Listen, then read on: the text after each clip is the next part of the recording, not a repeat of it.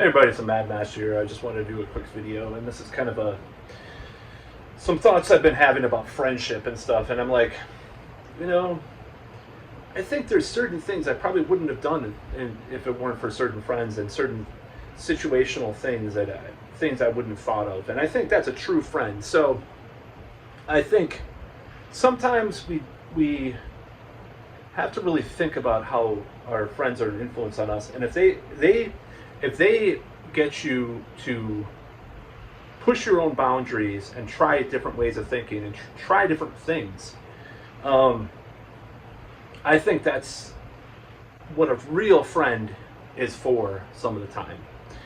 And I was just thinking about today, like, well, you know, a person that pushes you to do things, pushes you, even, you know, it's not necessarily like it's not necessarily it's not necessarily like they literally push you or they pressure you, but it's like they give you the courage to be yourself. They give you the, you know, and I've tried it, you know, I realize this is probably something I need to work on too with friends sometimes, because I am a very judgmental, critical person. But when I really like try to encourage, I feel like the best friendships are when I try to encourage people to do things that they normally wouldn't do or are scared to do or want to do. And I feel like that's the vice versa as well. So like there are points of view that I used to be very dead set against before I met certain people. And I realized some of these opinions, you know, on the surface, they might be, they really did challenge a lot of my beliefs that I've had in the past. I'm not going to go into specifics too much, but I feel like there are things that were wrong. I don't know. There were things that were wrong. No, I was singing one of my songs. Just kidding. There were things I said that were wrong. There are things that I believe that were wrong. And, or maybe not wrong, but only the perceptual position, NLP, wow, I'm using neuro-linguistic programming. Perceptual position was from a certain point of view, whereas looking at this other point of view may be beneficial, even situationally. So, like, for example, you know, a lot of times I'm like, oh God, you know, people have like said, like, I grew up with this idea that like trying to look younger was wrong, was gross and fake. And I grew up with this kind of thing. And you know, sometimes it does get weird. You know, if you see like Madonna with all the plastic surgery and Botox and all that crap, and it's like, what the hell is she trying to do? But then you see Cher and you're like, and it fucking works, man. I don't know how saggy her rest of her body is, but her face looks fucking righteous, man. So, and maybe it doesn't. Maybe the huge lips thing, I don't know if she has it. There was a couple, I just saw a couple of pictures, and maybe I should look at more, I don't know. But it's like, oh, well, trying to look better is wrong because I'm so insecure about my looks that I'm going to throw this at you. This is like my previous video. But no, it's like I grew up with this thing. I grew up indoctrinated into this like belief that like, and it comes from, it's not just one person. So anybody who's watching this and might think it's one person. It came from more than one person. It was like this cultural belief that came from, you know, peer groups of people that I grew up with too. It's like, oh, you know, you have to be real. It's like, even growing up in this town, it's kind of like that. Oh, you're too ostentatious. It's kind of like the 90s was like a fulfillment of that. Like, oh my God, glam metal, pink guitars? Oh my God, it's horrible. Oh, you're too flashy. You have to be humble but, you know, I thought this all my life. And then I met people that were like, fuck it, I'm gonna wear whatever the fuck I want, you know, like, and I was always trying to wear certain things that push certain boundaries. I used to wear a fucking dog chain in high school, for Christ's sake. But like, why you wear a dog chain, motherfucker? Like I was told. I mean, I'm not trying to be racist or anything. It's just that's literally what was said to me in that accent. But so it has nothing to do with that.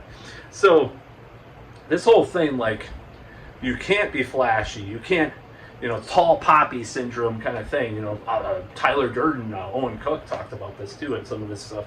So when I discovered some of that material, and then bam, I met someone that challenged a lot of these beliefs, and more than one person actually some of the time.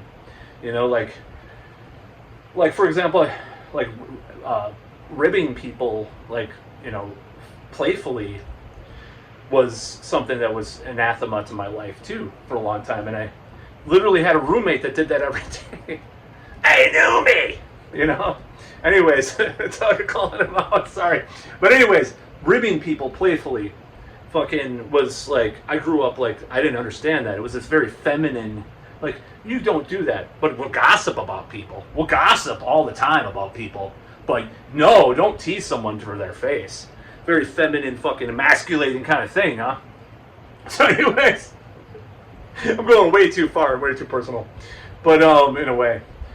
But like, this whole idea, like, you can't be flashy, you know, wearing weird stuff, or like, I think that the rebellion against that kind of got to me. I'm like, fuck it, why not? Like, for example, so I'll give you an example. I thought about, I might do this, and I did this for a couple of videos last year, and it was just kind of an experiment. But shit, why the hell not? You know, women wear this shit. They put it in their hair and make it look. I mean, it doesn't match, but you know, I mean, it's like, why the fuck not? Oh, a devil lock, shit. Why not?